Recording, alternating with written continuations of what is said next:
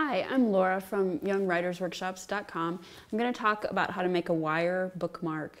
Bookmarks are great gifts for people that like to read and write, and they're also fun to make, and I've found that it's actually a fun activity, kind of a tactile activity for kids. So even though this might not seem like a super easy kid activity, it actually ends up being quite fun for kids to do with the supervision and help of an adult, and definitely with the cutting of the wire. But these are some of the supplies that you need to make a wire bookmark. 20 gauge jewelry wire, craft wire, very easy to find in a craft store, and also not very expensive.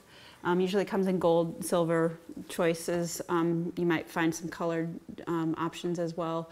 And then you just need a bead, or you could choose to make a few beads that will hang at the end of your bookmark. Some wire cutters, and again, you know, the adult, if you're working with a child, definitely the adult will do the cutting.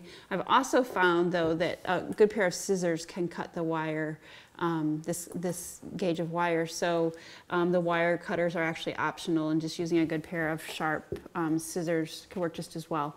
So let's get started on making a wire bookmark.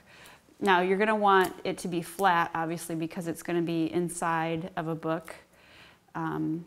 So before you start to work with the wire, have a design in mind, something, you know, drawn out maybe on paper that will give you an idea of what you're going for. Usually about 18 inches of wire, and again, you know, I can use scissors to cut this. Using a pliers, which I don't actually have with me here, can make it a little bit smoother, but for kids, I think doing it by hand is easier. Working with pliers can be hard for a child. So since we're doing this as a kid activity, I'm just going to show how to do it by hand. Smoothing, you know, the more you can pull on the wire, you're going to straighten it out and then create some kind of pattern, like a curly Q or a shape that's interesting to look at. Here's what a finished wire bookmark looks like.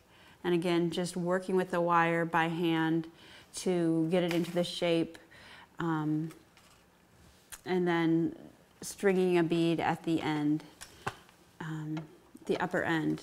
So this bead just goes right on the end of the wire. Tighten it